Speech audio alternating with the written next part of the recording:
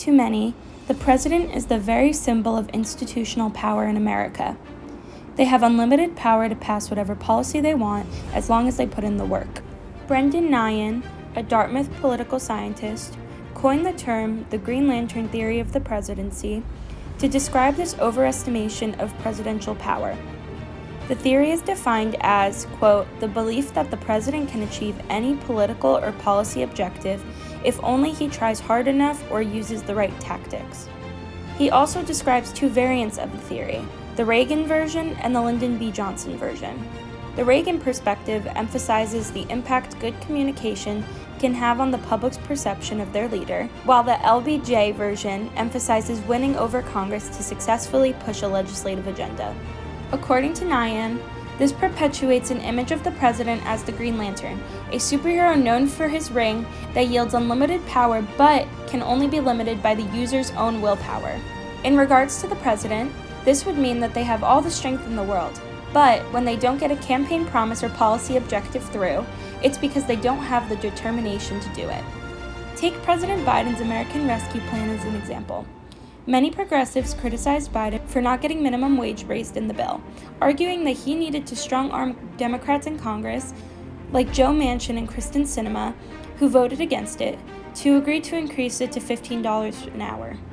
The same has happened with the Freedom to Vote John R. Lewis Act, which would expand access to early voting and mail-in ballots and allow the Justice Department to intervene in states that have a history of voter interference. The Democrats were not able to reach a majority that would allow the bill to pass through the Republican filibuster, which was necessary to get the bill passed. Many attributed this to Biden's failure to get more Congresspeople on board. According to prominent Green Lantern theorist Ron Fournier, quote, the president could talk to the media and the public more often with a more compelling and sustained message. He could build enduring relationships in Washington rather than be so blatantly transactional with his time.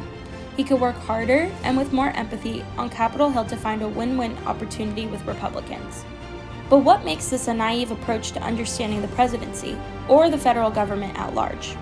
Green Lantern theorists often fail to take into account the role that checks and balances play in the president's ability to further legislation, and reduce Congress to puppets of the president who are just playing hard to get.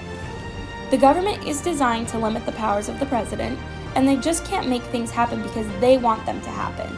There's a system in place to prevent that. When the Founding Fathers designed the U.S. government, after just revolting against a monarch, they purposely created a strong legislative branch to prevent tyranny that having a single person in charge might cause. This has led the president to have really restricted power when it comes to getting Congress to do anything. He can't force them to vote on a bill or pass one, or to change their votes. And while many Green Lantern believers understand this, they still believe that the combination of public interaction and relationships in D.C., as described by Ron Fournier, will allow the president to accomplish much more. However, those tactics can only go so far, and they are often overpowered by the strength of checks and balances. A president can only make drastic change if they have numbers on their side. Although Biden met with Senators Manchin and Sinema various times, he was unable to convince them to follow the rest of their party's lead. Biden could not force them to change their votes in this situation, and, even though he is the president, the future of the bill was in Congress's hands.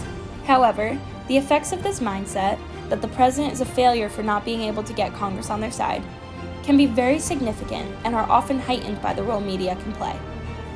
Journalism is a constant cycle of needing to work efficiently to meet deadlines. This focus on efficiency leads them to fall into repetitive practices in covering news, which, in regard to the presidency, is a focus on national leadership, particularly individuals and their personalities.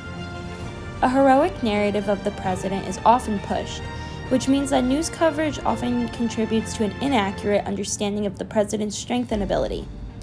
There is also an influence of other forms of media as well, including shows like The West Wing, which further this inaccurate portrayal of the president. These understandings play a key role in people's voting behavior and drive public perception of the president and their success. If people overestimate power, they often view the president as a failure for not achieving everything they have promised to do, and that can impact approval rating, which is a key factor in whether or not a president wins re-election. Therefore, the Green Lantern theory of the presidency contributes to a very inaccurate understanding of the president's capabilities, as well as diminishes the role Congress plays.